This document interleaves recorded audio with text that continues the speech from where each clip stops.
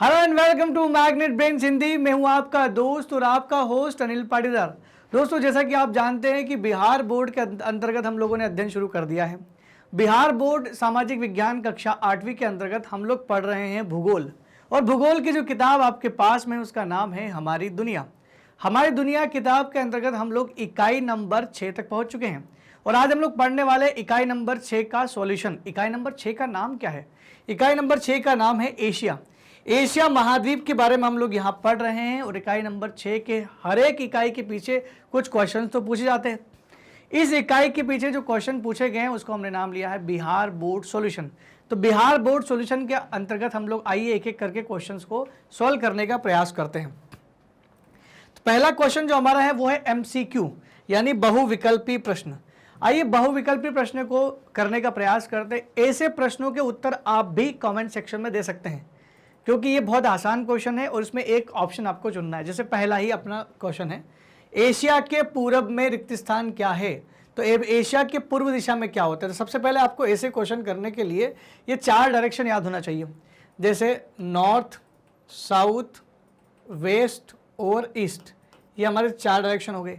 तो एशिया के पूरब में क्या है? पूरब मतलब ये एरिया, ये पूर्व हो गया, ये तो आप जानते हैं, ईस्ट वेस्ट नॉर्थ साउथ पूर्व में। तो एशिया के पूर्व में दोस्तों एक महासागर है जिसका नाम है प्रशांत महासागर। तो प्रशांत महासागर जो दुनिया का सबसे बड़ा महासागर है, ये भी आप ध्यान रखना, प्रशांत महासागर, प्रशांत महासागर है। तो इसका सही उत्तर क्या आएगा? देखिए, लाल सागर और यूरोप हिंद महासागर ये भी एशिया से जुड़े हुए, लेकिन डायरेक्शन अलग अलग है। अगर मैं दक्षिण की बात करूं तो दक्षिण में यहां पर मिलेगा आपको हिंद महासागर, यहां पर आपको मिलेगा हिंद महासागर, ये दक्षिण में मिलेगा। अगर आपसे कोई पूछे भाई लाल सागर, तो लाल सागर इधर पश्चिम में मिलेगा आपको, लाल सागर, लाल सागर दक्षिण पश्चिम में। यूरोप भी आपको पश्चिम में मिलेगा, यूरोप।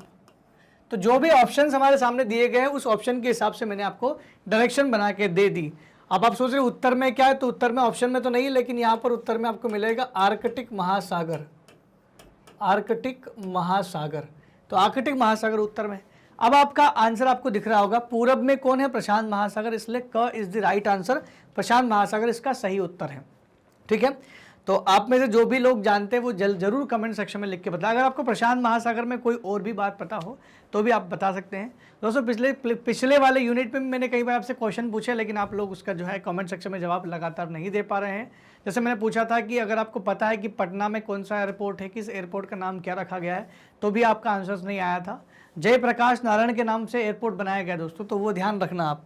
तो कुछ चीज़ें जो है वो इन्फॉर्मेशन वाली वो आप भी कर सकते हैं और हमारे साथ शेयर कर सकते हैं। संसार की छत किसे कहते हैं? दूसरा क्वेश्चन, संसार की छत किसे कहते हैं? देखो दोस्तों, संसार की छत मतलब ये पठारी भाग को कहा जाता है और दुनिया का सबसे ऊंचा पठार ही है जो संसार की छत कहा जाता है। तो क्या तिब्बत के पठार को कहते हैं संसार की छत? क्या माउंट एवरेस्ट को कहते हैं संसार की छत? क्या पामीर के पठार को संसार की छत कहते हैं? या फिर यूराल पर्वत को संसार की छत कहते हैं? दोस्तों, दुनिया का सबसे ऊंचा जो पठार है वो है तिब्बत का पठार। ये जो लेकिन कन्फ्यूजन रहता है कि ये जो तिब्बत का पठार है इसी के अंदर पामीर का पठार भी आता है, दोनों एक ही में आता है। तिब्बत का पठार भी पामीर के पठार के अंतर्गत ही आता है, लेकिन तिब्बत का पठार दुनिया का सबसे ऊंचा पठार, इसलिए तिब्बत के पठार को पामीर का, क्षमा करें, संसार की छत कहते हैं। कुछ कुछ किताबों में पामीर के पठार को भी संसार की छत के नाम से डिनोट किया गया है, लेकिन पामीर का पठार तो तिब्बत के पठार में ही आता है, इसलिए इसका सही उत्तर जो रखा गया वो क्या है? तिब्बत का पठार संसार की छत कहा जाता है। और आपकी किताब में भी तिब्बत के पठार का ही जिक्र किया गया है, पामीर के पठार को संसार की छत के रूप में वहां पर नहीं बताया गया है। वो एक ही बात है, तिब्बत आप लिखोगे तो सही आंसर आपका हो जाएगा। नेक्स्ट क्वेश्चन है क्वेश्चन नंबर 3, एशिया के दक्षिणी भाग की जलवायु कैसी है? एशिया के दक्षिणी भाग की जलवायु मतलब दक्षिणी भाग जो एशिया का है वो 0 डिग्री के पास में है। बिल्कुल, एशिया का जो दक्षिणी भाग है वो तो 0 डिग्री के आसपास पड़ता है, और 0 डिग्री के आसपास अगर कोई भाग पड़ेगा तो क्या 0 डिग्री के आसपास, 0 से 5 डिग्री के आसपास कौन सी जलवायु पाई जाती है? अगर वो आपको पता हो तो फिर आप बता सकते हो कि यहाँ पर कौन सी जलवायु पाई जाती है। क्या शीतोष्ण कटिबंधीय जलवायु पाई जाएगी दक्षिण में? तो शीतोष्ण कटिबंधीय जलवायु जो होती है वो 30 डिग्री से 60 डिग्री के बीच में होती है। और अगर आपसे पूछा जाए क्या एशिया के दक्षिणी भाग में उष्णकटिबंधीय जलवायु पाई जाती है। तो उष्णकटिबंधीय जो जलवायु पाई जाती है वो पाई जाती है 0 से 30 डिग्री के बीच में। और अगर आपसे पूछे क्या एशिया के दक्षिण में मरुस्थलीय जलवायु पाई जाती है, तो ये मरुस्थलीय जलवायु वहाँ पर नहीं पाई जाती, ये तो मरुस्थलीय एरिया में पाई जाती और ये बिल्कुल 0 डिग्री के आसपास नहीं होते हैं, मतलब दक्षिण में नहीं है। बचा क्या हमारा विषुवत रेखा, 0 से 5 डिग्री वाला जो क्षेत्र होता है विषुवत रेखी क्षेत्र होता है, यहाँ पर विषुवत रेखी जलवायु पाई जाती है। और भारत समेत, भारत का तो हालांकि यूरोप के विषुवत रेखा के आसपास हम लोग भी आ जाते हैं, लेकिन फिर भी और भी देश है हमारे एशिया में जो बिल्कुल विषुवत रेखा के करीब पहुंच जाते हैं, तो वहाँ पर जो जलवायु पाई जाती है वो विषुवत रेखी जलवायु पाई जाती है। इसलिए एशिया के दक्षिणी भाग में विषुवत रेखी जलवायु पाई जाती है, क्योंकि वो भूमध्य रेखा यानी 0 डिग्री विषुवत रेखा के समीप पड़ता है। अगले क्वेश्चन की ओर बढ़ते हैं। क्वेश्चन नंबर 4, दुनिया में सर्वाधिक मुस्लिम आबादी वाला देश कौन सा है? अगर हिंदू आबादी वाला पूछा जाता तो हम आसानी से बोल सकते थे कि भारत दुनिया का सबसे बड़ा हिंदू आबादी वाला देश है, लेकिन दुनिया का सबसे बड़ा, सबसे ज़्यादा मुस्लिम आबादी वाला देश कौन सा है? क्या ब्रुनेई दुनिया का सबसे बड़ा मुस्लिम आबादी वाला देश है? ऑप्शन नंबर क है। ब्रुनेई छोटा सा देश है दोस्तों, और ये इंडोनेशिया और मलेशिया के पास में पड़ता है, बहुत छोटा ही देश है। मैप में तो शायद ही आपको दिखेगा, उसका नाम जरूर दिख जाएगा, लेकिन वो देश बहुत छोटा है, तो डेफिनेटली इतनी जनसंख्या तो वहाँ पर होगी भी नहीं। दुनिया में सबसे ज़्यादा जनसंख्या वैसे ही भारत और चाइना में है, तो वहाँ पर इतनी जनसंख्या मुस्लिम की कैसे हो सकती है? फिर भी मैं आपको बता दूँ कि ब्रुनेई की जो कैपिटल है उसका नाम है बंदर सेरी बेगावान। अब आपको शायद मिल जाएगा ये। ईरान देश ये भी मुस्लिम आबादी वाला देश है, लेकिन यहाँ पर सबसे ज़्यादा मुस्लिम आबादी नहीं है। मुस्लिम आबादी तो प्योर यहाँ पर रहती है, पूरी आबादी मुस्लिम है, लेकिन इसकी जनसंख्या इतनी ज़्यादा नहीं है। और ख़ासकर ईरान की बात कही जाती है कि ईरान में शिया मुस्लिम यहाँ पर रहते हैं। शिया मुसलमानों की आबादी, मुस्लिम लोगों में भी 2 तरह के मुस्लिम चलते हैं, शिया मुस्लिम और सुन्नी मुस्लिम। शिया मुसलमान जो है वो आपको ईरान में सबसे ज़्यादा मिलेंगे, बाकी रेस्ट ऑफ द वर्ल्ड, दुनिया के हर एक देश में आपको सुन्नी मुसलमानों की संख्या ज़्यादा दिखाई देगी। और ईरान सबसे अलग संस्कृति वाला है, यहाँ पर अरबी संस्कृति भी मिलेगी तो टर्की संस्कृति भी मिलेगी, यहाँ पर दूसरी संस्कृतियों का एकदम मिला जुला रूप मिल जाएगा। बात करते हैं कंबोडिया की। क्या कंबोडिया मुस्लिम आबादी वाला देश? तो कंबोडिया भी इतना ज़्यादा मुस्लिम आबादी वाला देश नहीं है, इसमें यहाँ पर भी इतने मुस्लिम नहीं रहते। दुनिया में सबसे ज़्यादा मुस्लिम अगर किसी देश में रहते हैं, वर्तमान स्थिति की बात करूँ तो इंडोनेशिया में सबसे ज़्यादा रहते हैं। इंडोनेशिया दुनिया का सबसे बड़ा मुस्लिम देश है। और इंडोनेशिया के बाद दुनिया का सबसे बड़ा मुस्लिम देश कौन सा है? तो वो है आपका अपना प्यारा भारत। भारत देश दुनिया का दूसरा सबसे बड़ा मुस्लिम आबादी वाला देश है, जिसके पास तीसरे और चौथे नंबर पे पाकिस्तान और बांग्लादेश का नंबर आता है। पाकिस्तान और बांग्लादेश का नंबर भी यहाँ आता है। इसका मतलब अगर पाकिस्तान बांग्लादेश भारत से अलग नहीं हुए होते तो ये जो नाम है मुस्लिम आबादी वाला सर्वाधिक, वो भारत के पास ही होता। लेकिन जल्द ही भारत 2030 के आसपास, करीबन 2030 तक तो भारत दुनिया का सबसे बड़ा मुस्लिम देश बन जाएगा, सबसे बड़ा मुस्लिम देश बन जाएगा। सबसे ज़्यादा मुस्लिम आबादी यहाँ पर हो जाएगी इंडिया में 2030 तक। और 2030 तक तो हम लोग चीन को भी पीछे छोड़ सकते हैं टोटल जनसंख्या में। तो कहीं ना कहीं भारत का 2030 जो है ये जनसंख्या के मामले में काफ़ी बदलाव लाने वाला हो सकता है। इसलिए दुनिया का सबसे बड़ा, अभी वर्तमान की अगर आंसर पूछा जाए तो इंडोनेशिया दुनिया का सबसे बड़ा मुस्लिम जनसंख्या वाला देश है। और मैं आपको ये भी बता दूँ कि इंडोनेशिया दुनिया का चौथा सबसे बड़ा जनसंख्या वाला देश है। दुनिया में सबसे ज़्यादा जनसंख्या चीन में है, तो आपको पता है। दुनिया में दूसरे नंबर पर जनसंख्या किसकी है? वो आपको पता है, भारत के पास में। तीसरे नंबर पर दुनिया में सबसे ज़्यादा जनसंख्या यूएसए में है, अमेरिका में है। जबकि दुनिया का चौथा सबसे ज़्यादा जनसंख्या वाला देश इंडोनेशिया है। लेकिन यहाँ टोटल जनसंख्या की नहीं पूछ रही, यहाँ पूछ रहे मुस्लिम जनसंख्या सबसे ज़्यादा कहाँ पर है। तो इंडोनेशिया में सबसे ज़्यादा मुस्लिम जनसंख्या है सभी दुनिया के देशों में। तो यहाँ ऑप्शंस क्या आएगा आपका? Indonesia is the right answer. बाकी और जो काम की बात थी मैं आपको बता चुका हूँ। क्वेश्चन नंबर 5 पढ़ते हैं। हांगहो नदी घाटी सभ्यता विकसित हुई, कहाँ विकसित हुई? क्या हांगहो नदी सभ्यता चाइना में विकसित हुई? क्या हांगहो नदी सभ्यता भारत में विकसित हुई? क्या हांगहो नदी सभ्यता इराक, ईरान में विकसित हुई? या फिर मिस्र यानी इजिप्ट में हुई? तो मैं आपको बता दूं कि मिस्र तो हमारे एशिया में आता ही नहीं है, तो इसको तो भूल जाओ आप, क्योंकि मिस्र जो है ये अफ्रीका महाद्वीप में आता है। रही बात भारत की, तो भारत की सभ्यता का नाम हांगो नहीं, इसका नाम है सिंधु घाटी सभ्यता। सिंधु नदी घाटी सभ्यता।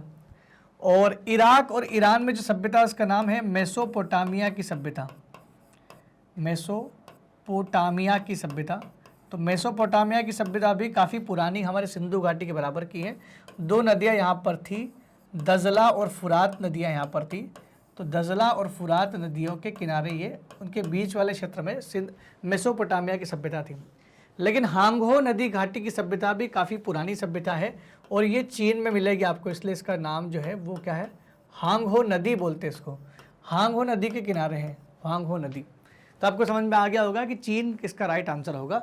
तो भारत, ईरान और ये नहीं है, जबकि इसका राइट आंसर क्या है, चीन है। मैंने तीनों को बता दिया ताकि आपको अगले क्वेश्चन में दिक्कत ना आए। अगला क्वेश्चन हमारा क्वेश्चन नंबर 6 है, जिसमें आपको बनाना है सही जोड़ियाँ। सही जोड़ियों में आपको एक तरफ ऑप्शन दिए गए हैं और दूसरी तरफ उनके सही उत्तर दिए गए हैं, आपको सही उत्तर मिलाना है। जैसे पहला आपका रेनडियर, इसको मैं सही कर दूँ, ये रेनडियर है। रेनडियर जो है वो हिरन की एक प्रजाति है जो कि ठंडे क्षेत्रों में पाई जाती है। तो रेनडियर जो है वो कहाँ पर पाया जाएगा, तो रेनडियर जो है ये ठंडी जलवायु में पाया जाता है और ये टुंड्रा में पाया जाएगा। रेनडियर टुंड्रा वनस्पति का, टुंड्रा वाले एरिया में पाया जाता है। यानी अगर आपसे ऐसा पूछे कि कौन सा देश बताओ, तो आप साइबेरिया का मैदान बोल सकते हो। उत्तरी एशिया में यानी रूस का ऊपरी वाला भाग में आपको रेनडियर मिलेगा। कोणधारी वन कहाँ पर मिलेंगे, कोणधारी वन चौड़ी पत्ती वाले, क्षमा करें, नुकीली पत्ती वाले हैं और ये टेगा वनस्पति के अंतर्गत आते हैं, इसलिए इसका नाम क्या हो गया, टेगा हो गया। जलधारा की बात करें, ठंडी जलधारा की बात करें, तो मैंने आपको बताया था ठंडी जलधारा और गर्म जलधारा जहाँ पर मिलती हैं वहाँ पर मछलियों का पनपने की कंडीशन ज़्यादा बन जाती है। और जापान के ऊपर क्यूराइल नाम की जनसंख्या क्यूराइल नाम की जो जलधारा है वो ठंडी जलधारा है, जो कि क्यूरोशियो नाम की जलधारा से मिल जाती है और मछलियाँ वहाँ पर बहुत ज़्यादा मात्रा में आ जाती है। घास के मैदान की बात करें तो घास का मैदान जो है वो स्टेपी घास का मैदान है। घास का मैदान का जो प्रकार है वो स्टेपी घास का मैदान है। स्टेपी घास का मैदान रूस, यूक्रेन समेत कई सारे देशों में फैला हुआ है। शीतोष्ण कटिबंधी घास का मैदान है और यहाँ पर घास तो उगती है, यहाँ पर गेहूँ भी काफ़ी ज़्यादा मात्रा में उगाया जाता है। साइबेरिया का मैदान कहाँ पड़ता है, तो ये उत्तर के एशिया में पड़ता है, तो उत्तरी एशिया में पड़ता है। ये आपके जो है सारे के सारे हो गए। एक और बचा हुआ है आपका चौथा वाला, त्योहारों का देश किसे कहते हैं, तो इसका नाम है फिलीपींस में सबसे ज़्यादा त्यौहार मनाए जाते हैं, इसलिए त्यौहार फिलीपींस को त्योहारा का देश कहते हैं। एक बार फिर से मैं आपको सही वाले ऑप्शन गिना देता हूँ क्योंकि हम लोग राइट आंसर पढ़ने वाले हैं। रेनडियर जो है ये टुंड्रा में पाया जाता है, टुंड्रा प्रदेश में, जबकि कोणधारी वन जो है वो टेगा जलवायु में पाए जाते हैं। ठंडी जलधारा क्यूराइल का नाम है, जबकि त्योहारों का देश फिलीपींस को कहा जाता है। वहीं घास का मैदान स्टेपी है और साइबेरिया का मैदान उत्तरी एशिया में पड़ता है। तो ये तो बिल्कुल हमने सटीक मिला लिया है। अब हमारा जो राइट आंसर है वो भी हम लोग मैच कर लेते हैं कि हमने सही पढ़ा या नहीं पढ़ा। हमने रेनडियर को टुंड्रा में डाला था, बिल्कुल सही है, ये रेनडियर टुंड्रा प्रदेश में ही है। हमने कोणधारी वन वृक्ष को डाला था टेगा वन में, तो टेगा वन ही कोणधारी वन होते हैं। उसके अलावा चीड़, स्प्रूस, फर्न के जो वृक्ष होते हैं, हमने इसके एग्जाम्पल भी पढ़ा है। दोस्तों आपको इसके बारे में ज़्यादा जानकारी चाहिए तो आप हमारा लेक्चर वीडियोस देख सकते हैं, फुल चैप्टर रिवीजन भी देख सकते हैं, जो कि इस लेक्चर से पहले ही पब्लिश हो चुके हैं, तो आप पहले ही इनको देख सकते हैं। ठंडी जलधारा जो है वो क्यूराइल है, जबकि त्योहारों का जो देश है वो फिलीपींस है।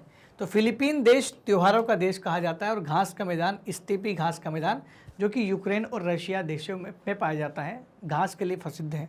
साइबेरिया का जो मैदान है, साइबेरिया का जो एरिया है वो रूस में पड़ता है, उत्तरी एशिया के उत्तर पड़ता है। रूस में पड़ता है तो रूस उत्तर के एशिया में है, तो एशिया का पूरा उत्तरी भाग तो रूस से ढका हुआ है, तो इसीलिए रूस इसका आंसर होगा या उत्तरी एशिया इसका आंसर होगा। निम्नलिखित प्रश्नों के उत्तर दीजिए। लगभग अगर 50 शब्दों में दे सकते हैं तो बहुत अच्छी बात है, और अगर शब्द कम पड़ जाते हैं तो शब्द बढ़ाना कैसे है इसकी चर्चा भी मैं आपको यहाँ पर इसकी चर्चा भी हम लोग करने वाले हैं। एशिया महादेश की अवस्थिति बताएं। एशिया महाद्वीप की स्थिति बताएं, किस तरह से एशिया महाद्वीप कहाँ पे फैला हुआ है, कैसी स्थिति है उसकी, इस पर चर्चा करने का प्रयास करते हैं। तो एशिया महाद्वीप की अवस्थिति क्या होती है, अवस्थिति का मतलब है तो कहाँ पर स्थित है। तो एशिया महाद्वीप की अवस्थिति बताए तो हम लोग क्या करेंगे कि उसके चारों ओर क्या क्या है उसको अगर बता दोगे आप तो आपको पता चल जाएगी एशिया महाद्वीप की अवस्थिति क्या है। अगर किसी चीज़ के, अगर आपको मान लो किसी का एड्रेस बताना है तो आप वहाँ खड़े हो तो क्या बताओ, आपके आसपास की चीज़ों को बताओगे ना, कि मैं इसके पास खड़ा हूँ, मैं टॉफन टाउन के पास खड़ा हूँ, मैं सिनेमा हॉल के पास खड़ा हूँ, या कोई यहाँ पर कोई दुकान है, ये कोई फेमस चीज़ होगी। तो एशिया का भी अगर लोकेशन बताना है तो आसपास की फेमस चीज़ें बतानी पड़ेगी जिससे वो घिरा हुआ है। तो यहाँ पर आप बता सकते हैं कि एशिया के उत्तर में आर्कटिक महासागर है। कौन सा महासागर है? आर्कटिक महासागर है। एक तो ये हो गया। एशिया के पूर्वी भाग की बात करें तो यहाँ पर भी एक महासागर, उसका नाम है प्रशांत महासागर। ये हो गया। एशिया के दक्षिण की बात की जाए तो यहाँ पर है हिंद महासागर। हिंद महासागर से घिरा हुआ है एशिया, इधर से ये भी मिल जाएगा आपको। एशिया के पश्चिम की बात की जाए तो यहाँ पर आपको मिलेगा यूरोप, यहाँ पर आपको मिलेगा अफ्रीका देश, इनसे घिरा हुआ है। यहाँ पर मिलेंगे आपको लाल सागर, लाल सागर, यूरोप, अफ्रीका, लाल सागर, और उत्तर में आर्कटिक महासागर, पूर्व में प्रशांत महासागर और दक्षिण में हिंद महासागर मिलता है। तो ये 4 अलग अलग दिशाओं में अलग अलग, इसको आप बता दोगे तो भी आपका उत्तर सही हो जाएगा। कैसे लिखना है? अब इसकी शुरुआत कैसे करें? आंसर की शुरुआत करने का एक तरीका होता है। सबसे पहले आप एशिया को डिनोट करें। एशिया का मतलब क्या, उसको परिभाषित करें। एशिया दुनिया का सबसे बड़ा महाद्वीप है। तो कुल 7 महाद्वीपों में एशिया सबसे बड़ा महाद्वीप है, और एशिया महाद्वीप में कुल 48 देश हैं। एशिया महाद्वीप के उत्तर में आर्कटिक महासागर स्थित है, जबकि एशिया महाद्वीप के पश्चिम में यूरोप, अफ्रीका और लाल सागर है, जिससे वो घिरा हुआ है। दक्षिण में एशिया के दक्षिण में हिंद महासागर स्थित है, जबकि एशिया के पूर्व में दुनिया का सबसे बड़ा महासागर प्रशांत महासागर स्थित है। अगर इस तरह भी लिखोगे आप बना के पैराग्राफ तो आपका आंसर सही हो जाएगा, और यही हमने को लिखना है और यही इसका आंसर है। एशिया के पूरब में प्रशांत महासागर, पश्चिम में यूरोप और अफ्रीका महादेश, ये हो गया, और दक्षिण में हिंद महासागर तथा उत्तर में आर्कटिक महासागर है। तो ये थोड़ा छोटा रह गया, मैंने और लंबा बना के इसको बताया, तो और आप शब्दों के साथ यहाँ पर पूरा काम कर सकते हैं। 50 शब्द कहीं नहीं जाएंगे, आराम से हो जाएगा। नेक्स्ट है एशिया को यूरोप से अलग करने वाले प्राकृतिक कारकों के नाम लिखें। एशिया को यूरोप से अलग करने वाला, तो एशिया का जो यूरोप से अलग करने वाला जो प्राकृतिक कारण है उसके हम लोग नाम लिख देंगे यहाँ पर। ये ऐसा कुछ बाउंड्री बन जाती है। तो एशिया को अलग करने वाले प्राकृतिक कारकों की बात की जाए तो सबसे पहले बात आती है एक पर्वत श्रृंखला की। ये यहाँ पर है, इस पर्वत श्रृंखला का नाम है यूराल पर्वत।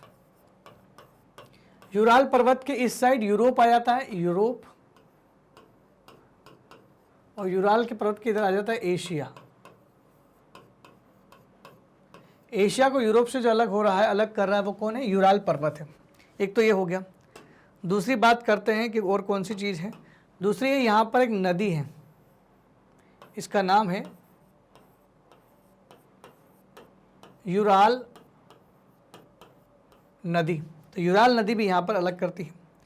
इसके अलावा यहाँ पर एक झील पड़ेगी, बहुत बड़ी झील है, दुनिया की सबसे बड़ी झील है। इस झील का नाम है कैस्पियन सागर। कैस्पियन सागर ये भी एशिया को अलग करती है। ये हो गया। इसके अलावा यहाँ पर 2 जल संधियाँ हैं। जल संधियाँ यहाँ पर मिलेगी आपको, और एक जल संधि यहाँ पर मिलेगी आपको, उसका नाम है डार्डनेलिस जल संधि।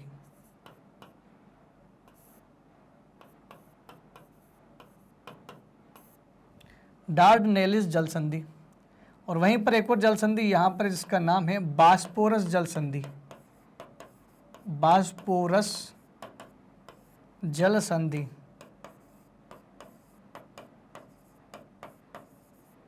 जल संधि तो डार्डनेलिस जल संधि, बास्पोरस जल संधि, कैस्पियन सागर, यूराल नदी, यूराल पर्वत, ये सभी वो प्राकृतिक चीज़ें हैं। सब प्राकृतिक तो हैं।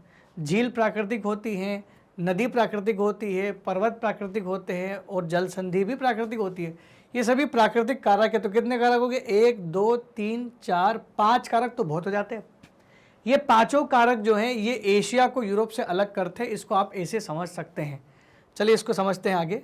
इसका जो उत्तर हमने इस तरह से लिखा है, एशिया को यूरोप से अलग करने वाले प्राकृतिक कारक। डार्डनेलिस जल संधि, पहला मैंने आपको बताया डार्डनेलिस जल संधि, वो टर्की के वहाँ काला सागर के वहाँ से जोड़ती हैं। बास्पोरस जल संधि जो है ये भी काला सागर को मरामारा सागर के बीच में से खोलती है। उसके अलावा मरामरा सागर भी करता है, मरामरा सागर भी, काला सागर, मरामरा सागर दोनों सागर हैं, ये भी एशिया और यूरोप के बीच में है, काला सागर। कैस्पियन सागर भी बड़ा इंपॉर्टेंट है, और यूराल नदी भी इंपॉर्टेंट है, और यूराल पर्वत भी है। इसमें आप चाहे तो यूराल पर्वत भी जोड़ सकते हैं। तो इतने नाम तो आ गए हमारे पास, यूराल पर्वत। ये सभी प्राकृतिक कारक है जो एशिया को यूरोप से अलग करते हैं। आप सब लिख सकते हैं कि ये सब प्राकृतिक कारक है जो एशिया को यूरोप से अलग करते हैं। तो आपका उत्तर बिल्कुल सही हो जाएगा। याद रखना है आपको, ऐसे पैराग्राफ में याद करने की जरूरत नहीं है, पैराग्राफ में याद करोगे तो भूल जाओगे। आप नंबरिंग कर दो। नंबरिंग कैसे करोगे? डार्डनेलिस जल संधि, नंबर 2 बास्पोरस जल संधि, ये हो गया। नंबर 3 यूराल पर्वत, यूराल पर्वत, यूराल पर्वत।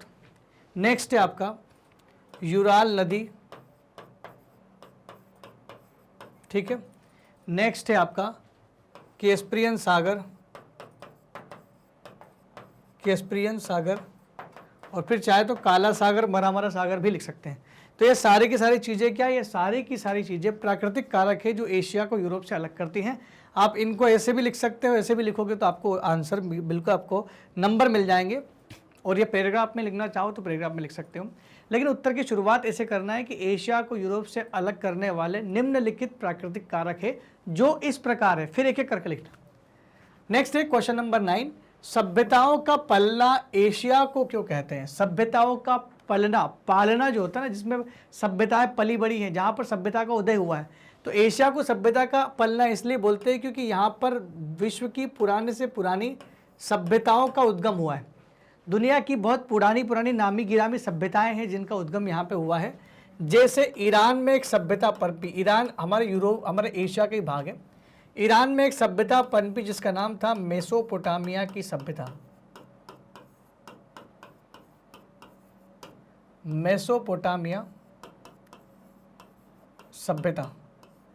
दूसरा है भारत में एक सभ्यता जो हमारे भारत की सबसे पुरानी सभ्यता है, उसका नाम है हड़प्पा सभ्यता, हड़प्पा बोल दो या सिंधु घाटी सभ्यता बोल दो।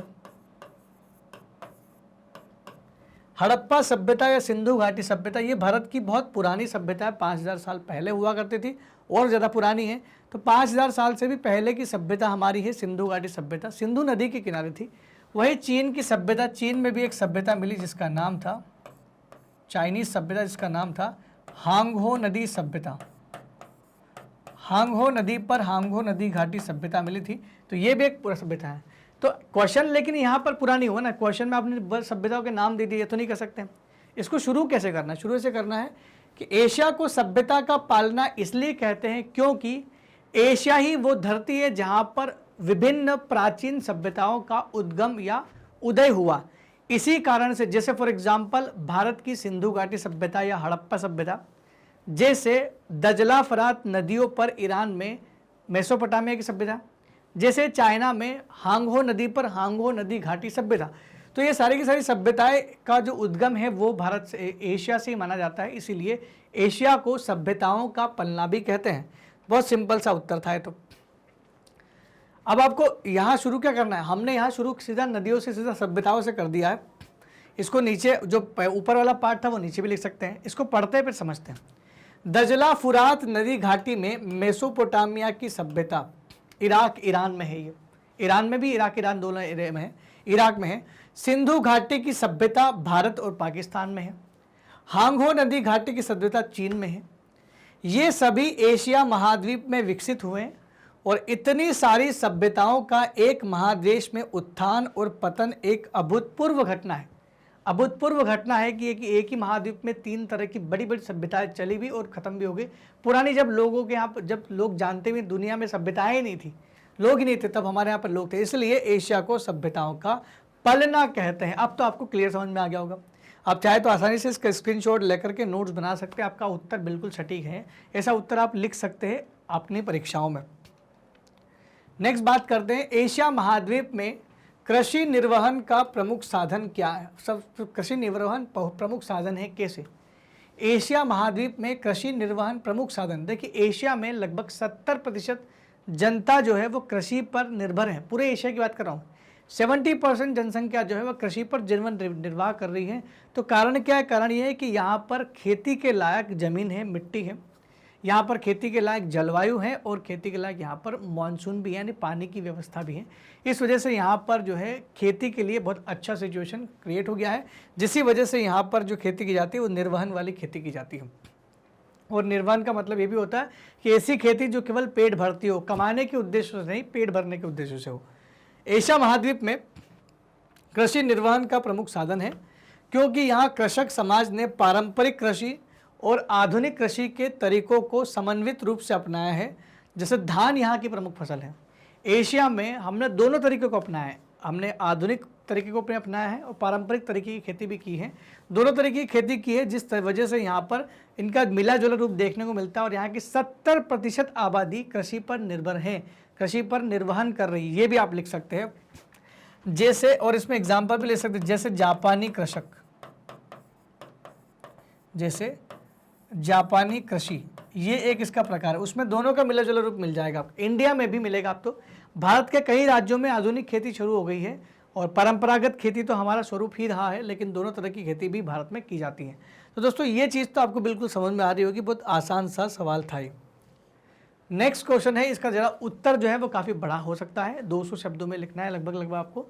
और ये प्रश्न जो है ये एशिया विविधताओं से भरा प्रदेश है, या ये जो महाद्वीप है ये विविधता से भरा है। कैसे? एशिया में संस्कृति अलग अलग है, अलग अलग विविधताओं से भरा हुआ है। क्यों? क्योंकि एक तो ये बड़ा बहुत ज़्यादा है। एशिया में विविधता इसलिए है क्योंकि एशिया दुनिया का सबसे बड़ा महाद्वीप है और ये 0 डिग्री से लेकर के ऊपर आखिर 90 डिग्री के आसपास तक टच करता है। यानी इतना बड़ा एरिया होने की वजह से यहाँ पर जलवायु भिन्नता तो है ही है, सांस्कृतिक विभिन्नता भी पाई जाती है। इसी वजह से एशिया जो है विविधता से भरा हुआ है। खासकर जलवायु के परिप्रेक्ष्य में बात बोली गई है। इसका उत्तर होगा एशिया महाद्वीप की जलवायु में काफ़ी विविधता है। कैसे है? इसी महाद्वीप में सर्वाधिक ठंडा प्रदेश भी मिलेगा और इसी महाद्वीप में सर्वाधिक गर्म प्रदेश भी पड़ता है। मतलब जिस एक महाद्वीप ऐसा भी जहाँ पर ठंडा गर्म दोनों मिल जाएगा। तो एक तो ठंडा, सबसे ठंडा एरिया जो है, जैसे रूस की बात करें, रूस का एक जगह है बरखोयांस्क।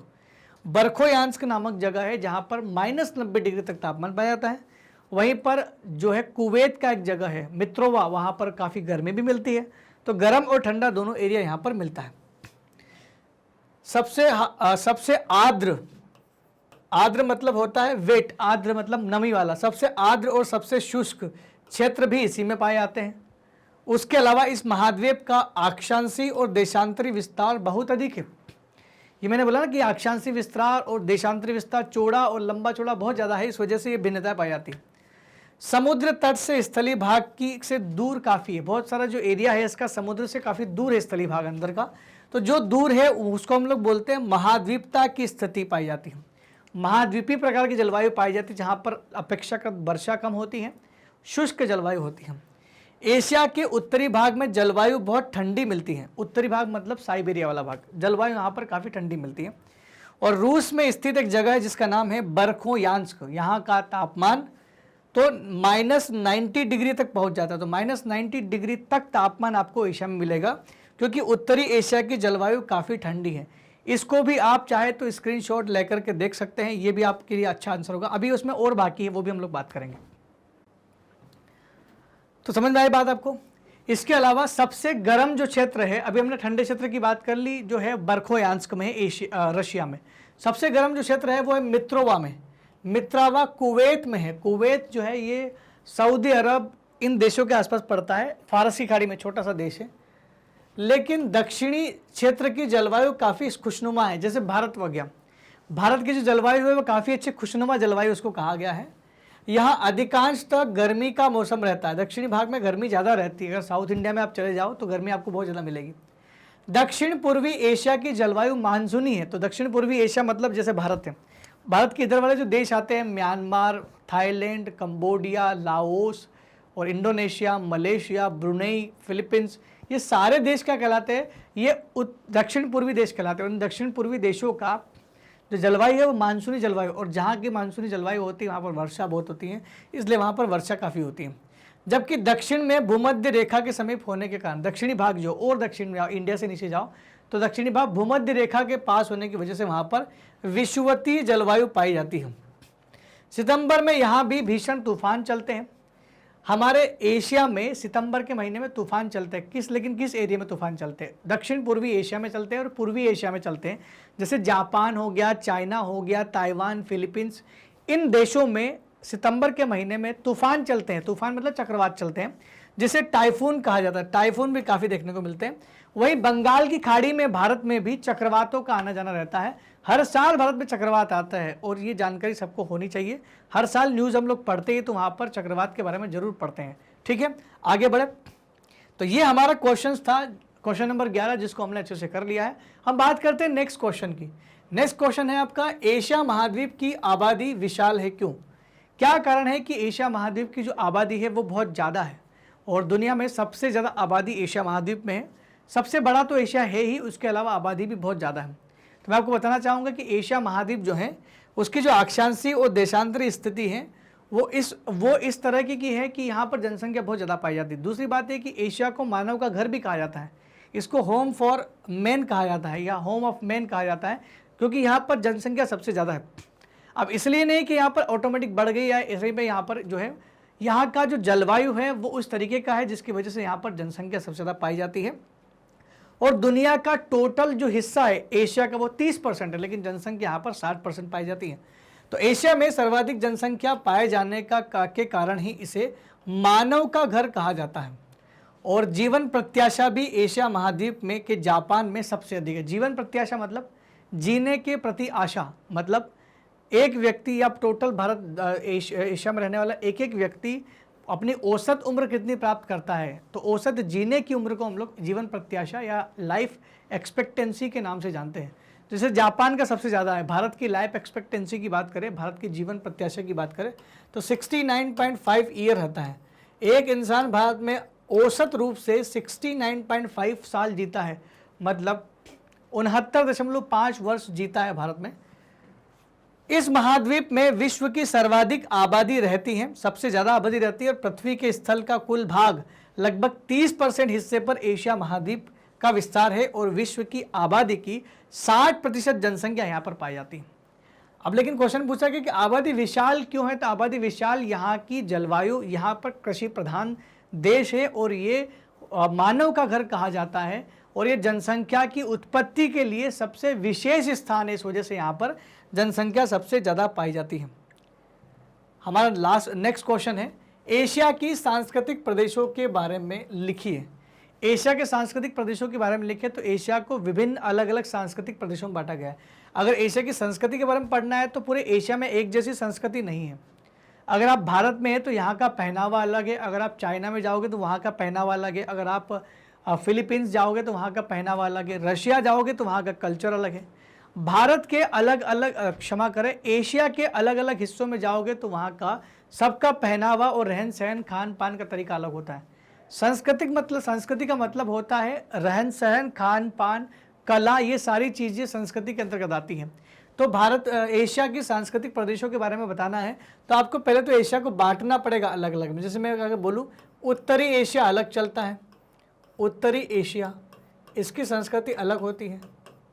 वहीं बात करें दक्षिणी एशिया तो दक्षिणी एशिया की संस्कृति अलग होती है। एक एरिया दक्षिणी एशिया होता है जिसकी कल्चर बिल्कुल डिफरेंस है। एक होता है आपका पूर्वी एशिया, पूर्वी एशिया की संस्कृति बिल्कुल अलग है, पूर्वी एशिया। एक होता है आपका पश्चिमी एशिया, पश्चिमी एशिया। फिर आपका एक होता है मध्य एशिया, ये मैं सारी डायरेक्शन के हिसाब से बांट दिया इसको, मध्य एशिया। फिर आपका हो गया दक्षिण पूर्व एशिया, दक्षिण पूर्वी एशिया। तो ये एशिया के अलग अलग भाग बांट दिए हैं। तो अगर हम लोग एशिया को ऐसे 5-6 भागों में बांटकर इन देशों की बात भी करें तो अगर जैसे उत्तरी एशिया की बात करें तो उत्तरी एशिया में रूस आता है तो रूस की संस्कृति के बारे में लिखना पड़ेगा।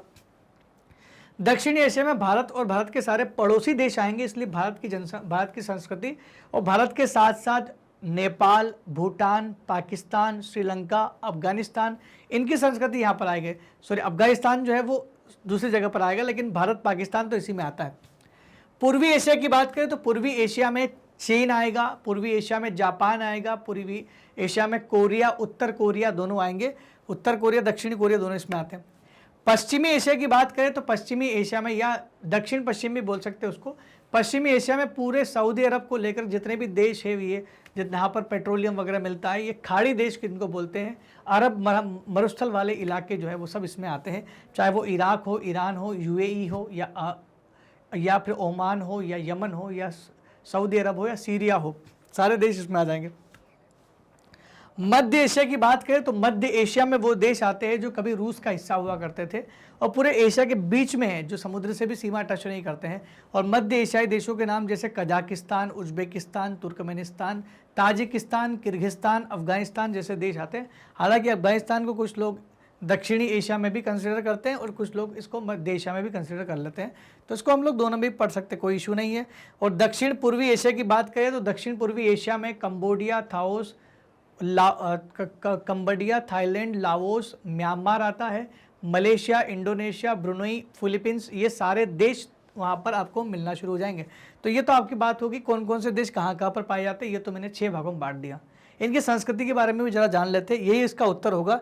एक एक भाग को अलग अलग संस्कृति में आप बांट सकते हैं। देखिए फॉर एग्जाम्पल, भारत की सांस्कृतिक प्रदेशों की बात करें तो भारत में सांस्कृतिक संस्कृति के अंतर्गत रहन सहन, धर्म वर्म सब आते हैं, धर्म वगैरह सब कुछ आते हैं। विभिन्न धर्मावलंबी दर्शन और संप्रदाय यहाँ की संस्कृति की विशेषता है। एशिया में बहुत सारे धर्म पाए जाते हैं। तो अगर मैंने एशिया को बांट के तो बता दिया आपको कि एशिया इतने भागों में अलग अलग बांटा हुआ है। तो एशिया में विभिन्न प्रकार के धर्म पाए जाते हैं, विभिन्न प्रकार के संप्रदाय पाए जाते हैं। विश्व के सभी धर्म, लगभग सभी धर्म की उत्पत्ति जो हुई इसी धरती से हुई है। जैसे अगर मैं आपसे पूछूं कि बताओ हिंदू धर्म की उत्पत्ति कहाँ हुई, तो हिंदू धर्म की उत्पत्ति आप बोलोगे भाई भारत में हुई है। आपसे बोलो यहाँ पर ईसाई धर्म की उत्पत्ति कहाँ पर, तो ईसाई धर्म की उत्पत्ति भी एशिया से देखने को मिलती है। यरूशलेम उनका एक जो है धार्मिक स्थल है। मुस्लिम देश की इस्लाम धर्म की जो उत्पत्ति है, इस्लाम धर्म की उत्पत्ति ये भी एशिया से हुई, मक्का मदीना से हुई है। इसके अलावा आपको अगर चाहिए बौद्ध धर्म की उत्पत्ति पूछोगे तो बौद्ध धर्म की उत्पत्ति कहाँ से हुई, तो बौद्ध धर्म की उत्पत्ति, दुनिया में बहुत बड़ा धर्म है दोस्तों बौद्ध धर्म, इसकी उत्पत्ति भी भारत से हुई है। और भारत समेत चाइना, कोरिया, जापान, बहुत सारे देशों में फैले हुए हैं।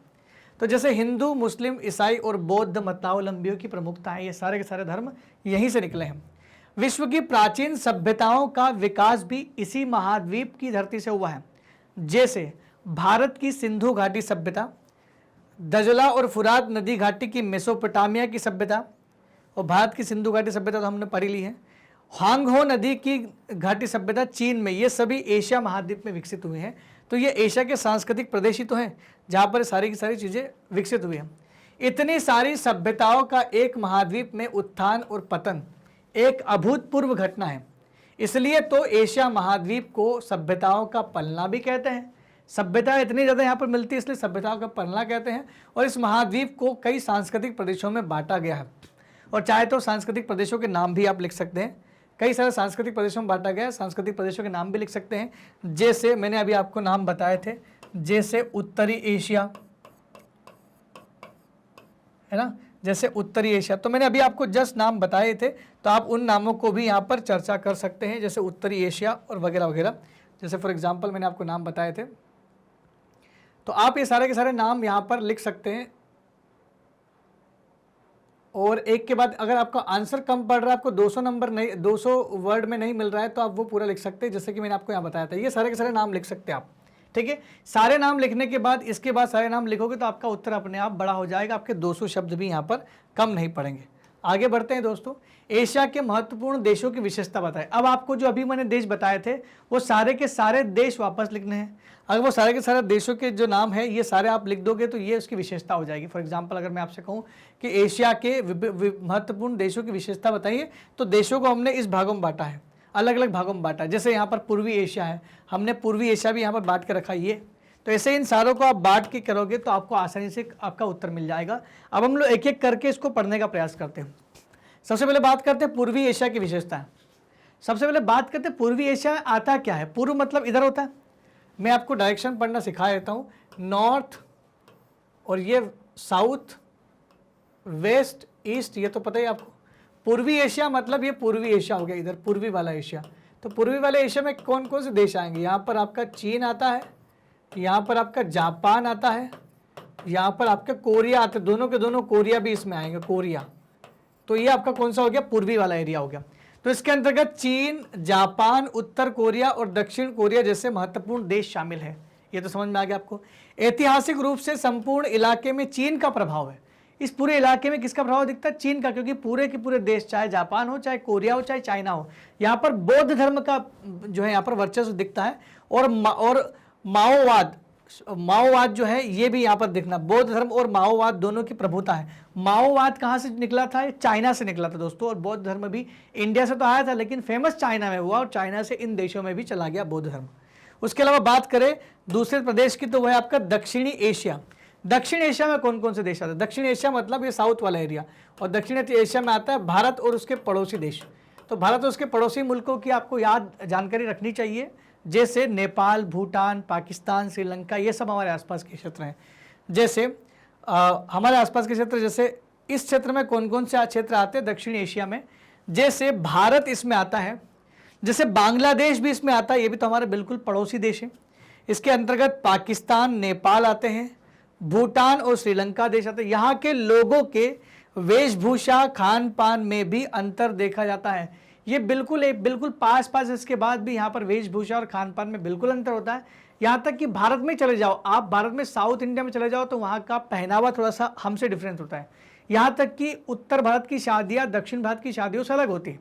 वहीं उत्तर पूर्वी राज्यों में जाओगे तो पहनावा अलग, खान पान का तरीका अलग, शादियों के तरीके अलग हो जाते हैं। तो बहुत सारी चीज़ें, सांस्कृतिक भिन्नताएं तो मिलती ही हैं, लेकिन फिर भी ये पूरा एरिया क्या कहलाता है? एशिया महाद्वीप कहलाता है। एशिया महाद्वीप का दक्षिणी एशियाई क्षेत्र कहलाता है। अब बात करते हैं, खाली दक्षिण की बात करते हैं, दक्षिण पूर्वी एशिया की बात करें, दक्षिण पूर्वी एशिया की बात करें तो दक्षिण पूर्वी एशिया में कौन कौन सा आएंगे? भारत के पूर्व में देख लो ना आप, देखो थाईलैंड आएगा, यहाँ पर लाओस आएगा, कंबोडिया, म्यांमार, वियतनाम, फिलीपींस, यहाँ पर मलेशिया, इंडोनेशिया, सारे देश अगर जोड़ लोगे तो आएंगे इसमें आपका फिलीपीन, थाईलैंड, लाओस, कंबोडिया आएगा। ये इसको मैं सही कर देता हूँ, कंबोडिया नाम का देश भी इसमें आता है।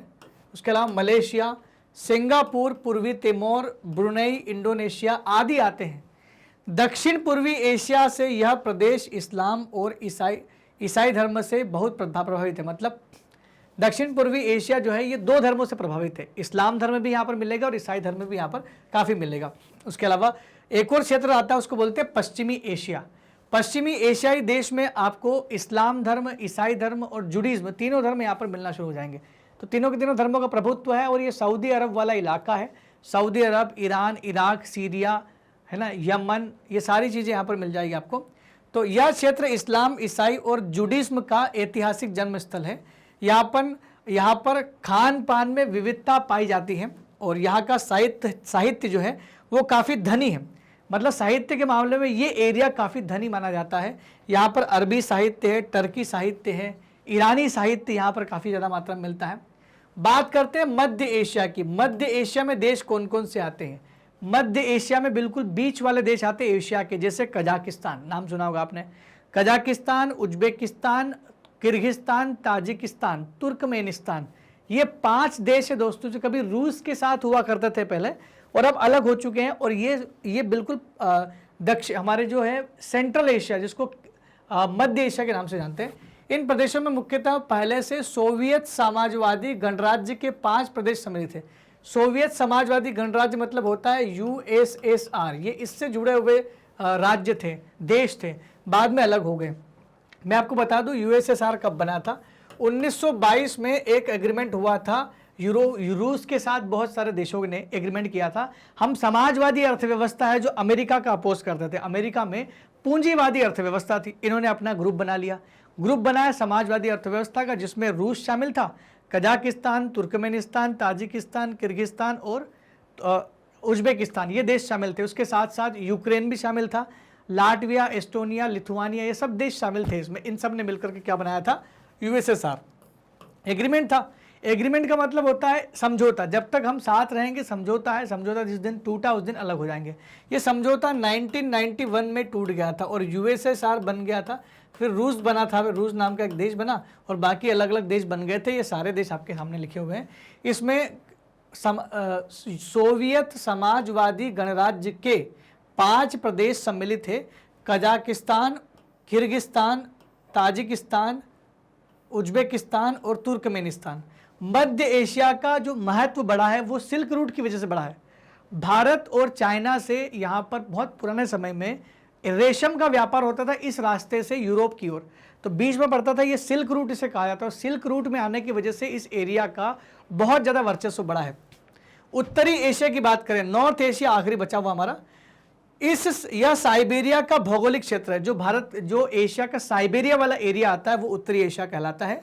यहाँ पर प्रतिकूल स्थिति के कारण, स्थिति इतनी प्रतिकूल है क्योंकि यहाँ पर बर्फ गिरती है, इतनी बर्फ गिरती है कि मिट्टी में भी बर्फ जम जाती है। तो मिट्टी में जब बर्फ जम जाएगी तो ऑब्वियसली बात है खेती तो नहीं हो पाएगी, लेकिन फिर भी वहाँ की आधुनिक खेती का इस्तेमाल करते हुए कुछ गेहूँ के बड़े बड़े फर्म बनाए हुए हैं। ये इन्होंने जो पूर्वी एरिया जो है उनका, सॉरी क्षमा करें, पश्चिमी जो एरिया है रूस का, वहाँ पर आपको काफ़ी बड़े बड़े फर्म मिलेंगे आपको। ट्रांस साइबेरियन रेलवे इसी एरिया में बनाई गई है। खनन कार्यों से यहाँ का आधुनिक जीवन शैली पर प्रभाव पड़ा है। ट्रांस साइबेरियन रेलवे दुनिया की सबसे लंबी रेलवे लाइन है, लगभग 9000 किलोमीटर लंबा रेलवे है वो, तो दुनिया का सबसे बड़ा रेलवे ट्रांस साइबेरियन रेलवे है। और यहाँ पर चूंकि पता है कि भाई बहुत ठंडी जलवायु है तो यहाँ पर जनसंख्या बहुत कम मिलेगी आपको, और जीवन शैली पर प्रभाव खनन की वजह से उस साइबेरिया की ट्रांस साइबेरियन रेलवे की वजह से पड़ा है, उसकी वजह से यहाँ पर थोड़ी जनसंख्या यहाँ पर बढ़ी है, तो नहीं तो वो भी नहीं होती। दोस्तों ये हमारा बिहार बोर्ड सॉल्यूशन था जिसको हमने कंप्लीट कर लिया है। यूनिट नंबर 6 यानी एशिया महाद्वीप का ये बिहार बोर्ड सॉल्यूशन था। दोस्तों अगर आपको ये जो सारे वीडियो हम आपके लिए बना रहे हैं, ये एशिया महाद्वीप जैसे और अन्य यूनिट के भी हमने बनाए हैं, पिछले यूनिट में बनाए हैं। सारे के सारे वीडियो अगर आपको यूट्यूब में सीक्वेंस में नहीं मिल रहे तो घबराने की जरूरत नहीं है, क्योंकि हम लोगों ने आपके लिए एक दूसरा ऑप्शन निकाल के रखा हुआ, उसका नाम है magnetbrains.com। दोस्तों ये हमारी वेबसाइट है, आप हमारी वेबसाइट पर जा सकते हैं। वेबसाइट पर जैसे आप विजिट करेंगे गूगल पे आपको मिलेगा India's number 1 100% free online educational platform. यहाँ पर जा सकते हैं आप, यहाँ पर अपने टॉप कोर्सेज को आप एक्सप्लोर कर सकते हैं। जैसे आप अपने टॉप कोर्सेज को एक्सप्लोर करेंगे यहाँ पर आपको दिखेगा Bihar board class 8 to class 12, इस पर क्लिक करना है। जैसे बिहार बोर्ड पर क्लिक करोगे आपको अपनी क्लास सिलेक्ट कर लेना है, क्लास 8। तो जैसे आप क्लास 8 पर सिलेक्ट करेंगे आपके सामने कक्षा 8वीं के टीचरों की लिस्ट आ जाएगी, जिसमें आपको लिखेगा, यहाँ पर भूगोल दिख रहा है हमारी दुनिया, ये वॉच नाउ कर सकते हैं आप। जैसे आप यहाँ पर वॉच नाउ करेंगे वैसे ही आपके सामने डिस्क्रिप्शन आ जाएगा वॉच ऑल वीडियोस। तो वॉच ऑल वीडियोस में यहाँ जा सकते हैं आप। वॉच ऑल वीडियोस में आपको एक एक करके सारे वीडियो यहाँ पर दिखाई देंगे और एक के बाद एक दूसरे वीडियो आप देख सकते हैं। आप नोट्स बना सकते हैं, दोस्तों को बता सकते हैं और अपने साथियों की टॉप भी करें कक्षा में। जैसे ही आपने इस पर सिलेक्ट किया, मान लो आप लेक्चर देखना है, लेक्चर पर क्लिक करो, आपका लेक्चर हो जाएगा शुरू। अब आप आसानी से अपना लेक्चर देख पाओगे बिना किसी अवरोध के। अवरोध का मतलब एड वगैरह इसमें नहीं आते, ब्रेक वगैरह नहीं आते। दोस्तों मैग्नेट ब्रेन्स आप लोगों के लिए लेकर के आया है 100% मुक्त शिक्षा, जो क्लास 8 से क्लास 12 के बिहार बोर्ड के सभी विद्यार्थियों को बिल्कुल फ्री ऑफ कॉस्ट प्रोवाइड की जा रही है। दोस्तों अगर आपको हमारे वीडियो बहुत अच्छे लग रहे हैं तो कृपया कमेंट सेक्शन में लिख के जरूर बताएं। साथ ही साथ हमारे चैनल और हमारे वीडियो को लाइक, शेयर और सब्सक्राइब करना बिल्कुल भी ना भूलें। तब तक के लिए दोस्तों धन्यवाद, थैंक यू वेरी मच।